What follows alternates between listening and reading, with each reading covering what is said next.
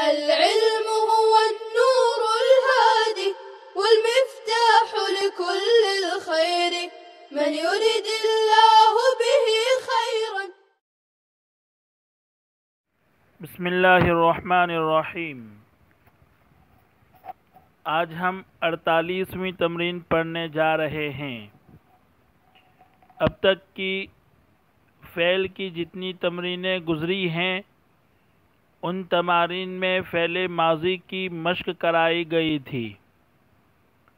اب اس تمرین میں فعل مضارع کی مشق کرائی جا رہی ہے۔ ہم نے پڑھا کہ فعل کی مشہور 3 قسمیں ہیں، ان میں سے دوسری قسم فعل مضارع ہے۔ فعل مضارع اس فعل کو کہتے ہیں جو زمانہ حال یا زمانہ استقبال میں کسی کام کے واقع ہونے پر دلالت کرے، یعنی فعل مضارع یہ بتلاتا ہے کہ یہ کام جس وقت ہم بول رہے ہیں اس زمانے میں، یعنی فی الحال، یا تو ہم جب بول چکیں گے اور اس کے بعد کا جو زمانہ آئے گا اس میں واقع ہوگا۔ جیسے یکتب حامد، حامد لکھتا ہے، اس کا ایک ترجمہ یہ ہے، یعنی ابھی فی الحال لکھ رہا ہے، یہ فعل مضارع بتلاتا ہے۔ یا یہ کہ حامد لکھے گا، یعنی آنے والے زمانے میں حامد لکھے گا۔ یہ تھی فعل مضارع کی تعریف۔ اب ہم پہلے الفاظ و معانی دیکھیں گے، اس کے بعد تمرین دیکھیں گے۔ پہلا لفظ ہے یشم، یہ باب نصارہ سے ہے۔ شم یشم شمن، معنی سونگنا۔ دوسرا لفظ ہے یمرحانی، باب سمیع سے ہے۔ مریح یمرح مرحن، معنی خوش ہونا۔ تیسرا لفظ ہے تمتثلانی، یہ باب افتعال سے ہے، معنی حکم بجا لانا۔ اس کے بعد لفظ ہے امر، جمع اوامر، معنی فرمان حکم۔ اس کے بعد لفظ ہے تجمل، یہ باب تفاعل سے ہے، معنی ہے آراستہ ہونا۔ اس کے بعد لفظ ہے الافرنجیات، یہ جمع ہے، واحد اس کا الافرنجیت آئے گا، معنی یوروپین عورت، انگریزی عورت۔ اس کے بعد لفظ ہے سافرات، یہ باب ضرب سے، اس میں فاعل جمع مؤنث کا صیغہ ہے، معنی ہوتے ہیں بے نقاب ہونا۔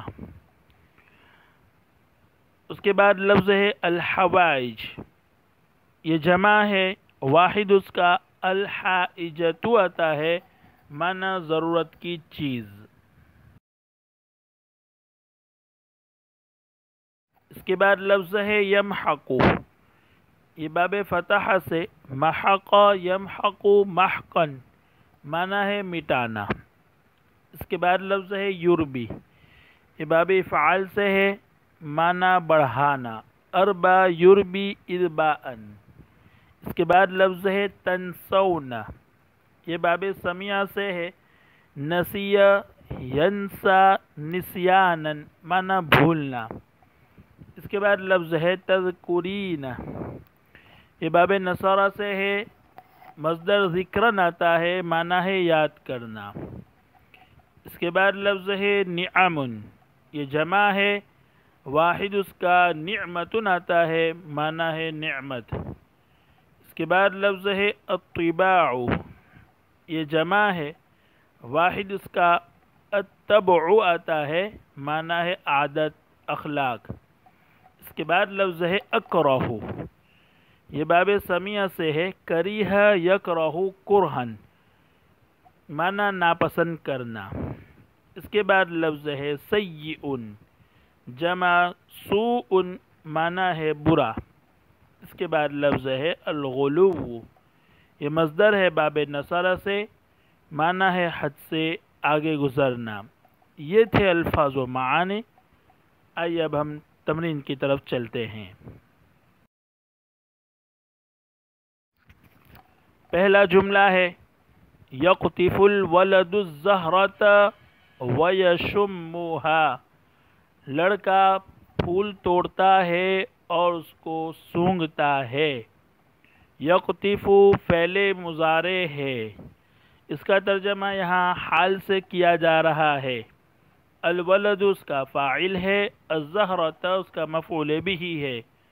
یشم کا فاعل ہوا کی ضمیر اندر پوشیدہ ہے، اور اس کے بعد جو ہا ضمیر ہے وہ مفعول بہ ہے۔ دوسرا جملہ ہے تحب فاطمۃ القطہ وتلعب معها، فاطمہ بلی سے محبت کرتی ہے اور اس کے ساتھ کھیلتی ہے۔ تحب فعل مضارع ہے، اس کا ترجمہ بھی یہاں حال سے کیا جا رہا ہے۔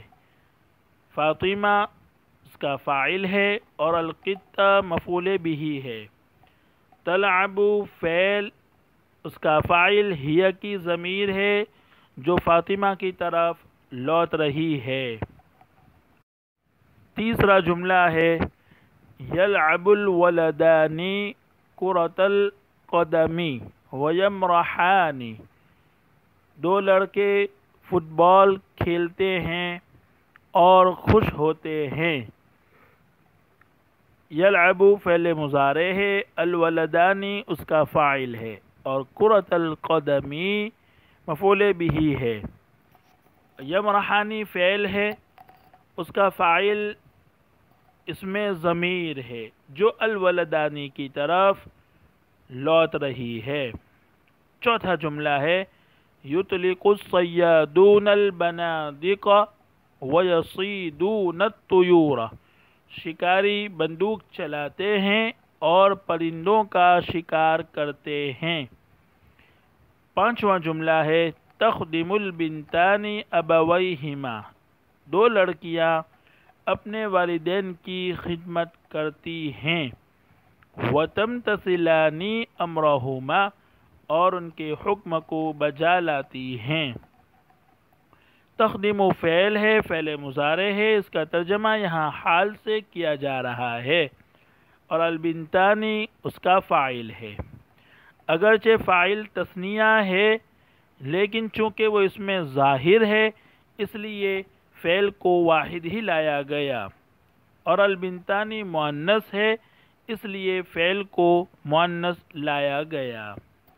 چھٹا جملہ ہے تتجمل الافرنجیات بالملابس، انگریزی عورتیں کپڑوں سے آراستہ ہوتی ہیں۔ ویخرجن سافرات، اور بے پردہ نکلتی ہیں۔ ساتواں جملہ ہے تخرج الی السوق، تو بازار کی طرف نکلتا ہے۔ وتشتری الحوائج، اور ضروری چیزیں خریدتا ہے۔ آٹھواں جملہ ہے یمحق اللہ الربا، اللہ سود کو مٹاتا ہے۔ ویربی الصدقات، اور صدقات کو بڑھاتا ہے۔ نواں جملہ ہے تأمرون الناس بالبر، تم لوگوں کو بھلائی کا حکم دیتے ہو۔ وتنسون انفسکم، اور اپنے آپ کو بھول جاتے ہو۔ تأمرون فعل مضارع ہے، اس کا فاعل واو کی ضمیر ہے۔ چونکہ فاعل اس میں ضمیر ہے اس لیے فعل کو ضمیر کے مطابق جمع لایا گیا۔ یہ فعل مضارع کا جمع مذکر حاضر کا صیغہ ہے۔ 10واں جملہ ہے تستيقظان صباحا، تم دونوں صبح بیدار ہوتے ہو۔ وتخرجان الى البساتین، اور باغات کی طرف نکلتے ہو۔ تستيقظان اور تخرجان یہ دونوں فعل تثنیہ ہے۔ تثنیہ مذکر حاضر بھی ہو سکتے ہیں اور تثنیہ مؤنث حاضر بھی ہو سکتے ہیں۔ اسی طرح تثنیہ مؤنث غائب کا صیغہ بھی ہو سکتا ہے۔ تینوں میں سے ہم کوئی بھی ترجمہ کر سکتے ہیں۔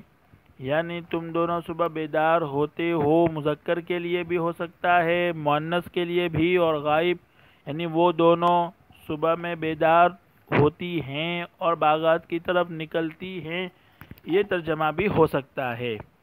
11واں جملہ ہے تذکرین اللہ، تو اللہ کا ذکر کرتی ہے، وتشکرین نعمہ، اور اس کی نعمتوں کا شکر ادا کرتی ہے۔ تذکرین اور تشکرین واحد مؤنث حاضر کا صیغہ ہے۔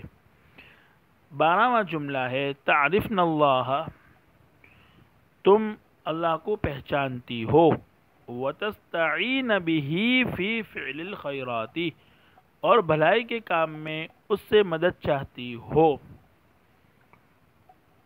13واں جملہ ہے احب کریم الطباع، میں اچھی عادت والے کو پسند کرتا ہوں، وَأَكْرَهُ سَيِّئَ الْأَخْلَاقِ، اور بری عادت والے کو ناپسند کرتا ہوں۔ 14واں جملہ ہے نتبع السنت، ہم سنت کی اتباع کرتے ہیں، وَنَكْرَهُ الْغُلُوَّ فِي الدِّينِ، اور دین میں غلو کو ناپسند کرتے ہیں۔